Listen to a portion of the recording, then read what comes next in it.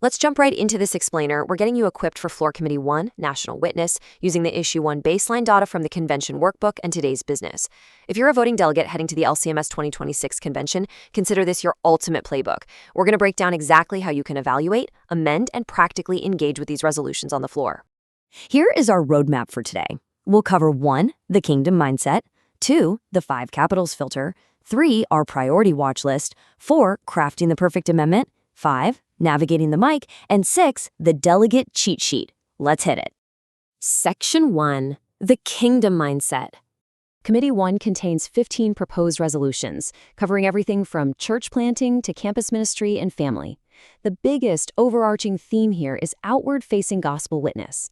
So, to evaluate these 15 resolutions properly, we need a specific lens, and that lens is kingdom over castle. What does that mean? It means the Synod should serve local congregations and the gospel, rather than building up unnecessary centralized control. A kingdom mindset is all about prioritizing the mission, honoring the local context, and maintaining low control but high accountability.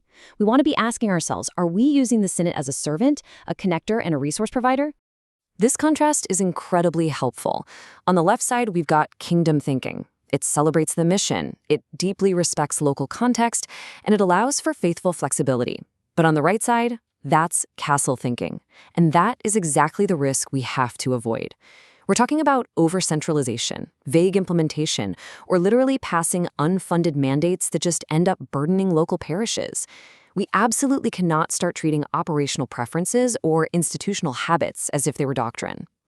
Section 2, the 5 capitals filter.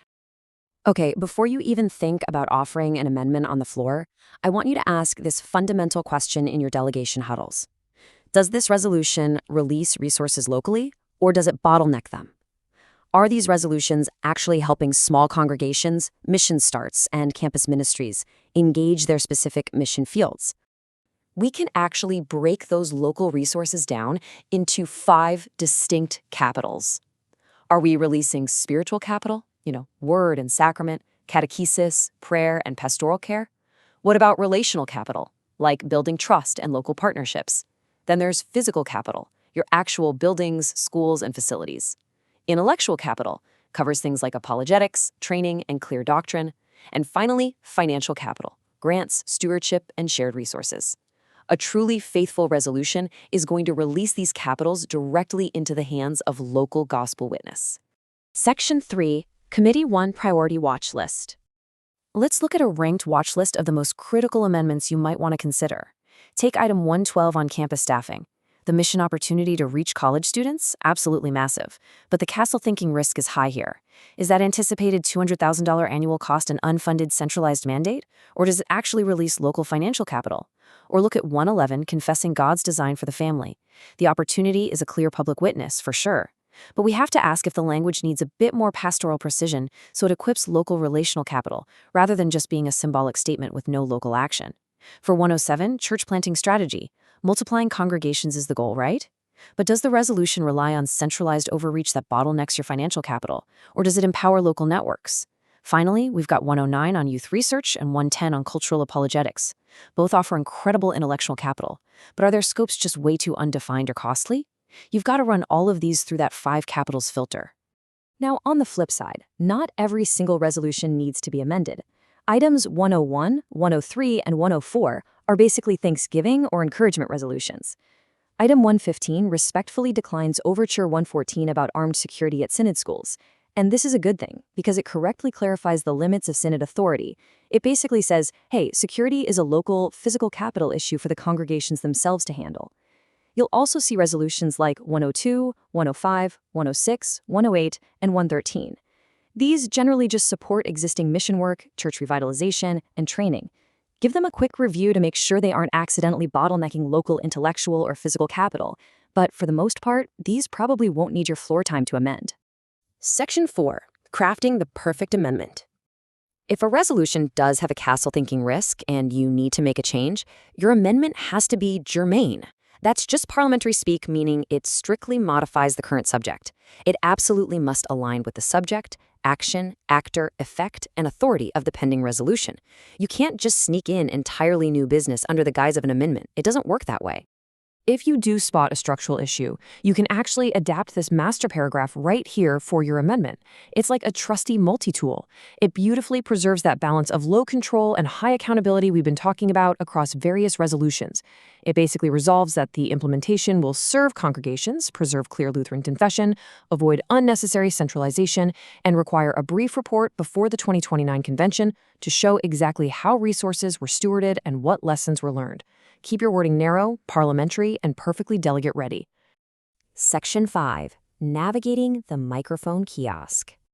All right, writing the amendment is only half the battle. Getting it to the floor means following these 6 steps for a safe path under the 2026 standing rules. First, target the exact resolution, page, line, and resolve. Second, write out your exact strike and insert text. Third, test it. Is it germane? Fourth, send it to the secretary. Fifth, ensure it gets published in today's business. And finally, always print a physical copy to take to the mic with you. You've got to have the motion fully written out before you even stand up. And before you enter that microphone queue, run through this final checklist with your delegation. Ask yourselves, is this substantive? Is it germane? Have we handled any necessary Commission on Constitutional Matters reviews if bylaws are being touched? And here's the big one. Can I explain this in under 30 seconds? Remember, the microphone is a tool for the assembly to do its work, not a pulpit for a sermon. Section 6. The delegate cheat sheet. When you finally get recognized at the mic, proper etiquette is literally everything. Be firm, fraternal, and useful. State your name, your district, your status as a voting delegate, and then immediately deliver your precise language. Just say, Mr. Chairman, I move to amend Resolution X, line Y, by striking these words and inserting these words. Always state the action first, and then briefly give your reason. If you have to speak for your amendment, you've got a very brief window. Here is a perfect microphone-ready phrase to defend it charitably. Just say, I speak in favor because this keeps the resolution mission-focused while adding accountability without unnecessary control. Boom! It keeps our shared gospel witness front and center, completely avoids assuming anyone's motives, and sounds totally professional. And look, it's worth remembering that the goal here is clarity, not winning an argument. Sometimes, the best move is to simply ask the floor committee a question before making your amendment. If they answer your concern about an existing policy or how they plan to implement it, gracefully saying, Mr. Chairman, in light of the committee's explanation, I request permission to withdraw my amendment is a fantastic move. It serves the floor, builds trust, and saves incredibly valuable convention time. Before you even leave your seat to get in line, this is the ultimate delegation huddle question you have to ask. Is this necessary or only nice? A faithful amendment adds meaningful accountability. It doesn't hijack the floor. We really want to avoid turning operational matters into convention-level micromanagement. No one needs more paperwork confetti, right? At the end of the day, convention procedure isn't some sort of game. It's a mechanism for Christ's people to speak clearly, listen charitably, and decide faithfully under the word. As you prepare for the convention, remember that all of this procedure is simply a tool for the harvest. So ask yourself, will your voice at the microphone build a bigger, centralized castle, or will it release the spiritual, relational, physical, intellectual, and financial capital your local congregation needs to actually reach its mission field? Thanks for diving into this explainer with us, and God bless your convention preparations.